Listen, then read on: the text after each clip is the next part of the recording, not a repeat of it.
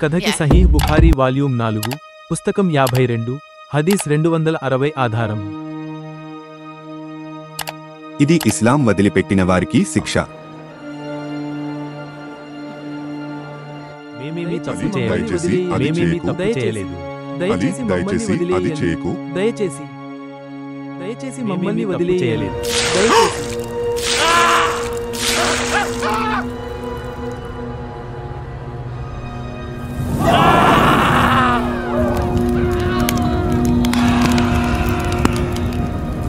ఇంకెవరైనా ఉన్నారా? ఇస్లాం వదిలిపెట్టాలని కోరుకునేవారు ఎవరైనా ఉన్నారా? అలీ చేసిన పని వార్త ఇబ్న్ అబ్బాస్ వద్దకు చేరింది. నేను అతని స్థానంలో ఉన్నానంటే వారిని కాల్చేసేవాడిని కాదు, ఎందుకంటే ప్రవక్త అన్నాడు, అల్లాహ్ శిక్షలతో ఎవరినీ శిక్షించవద్దు అని. అలీ కొంతమందిని సజీవంగా కాల్చేసిన విషయంలో ఇబ్న్ అబ్బాస్కి ఎలాంటి అభ్యంతరం, ఎటువంటి సందేహం లేదు.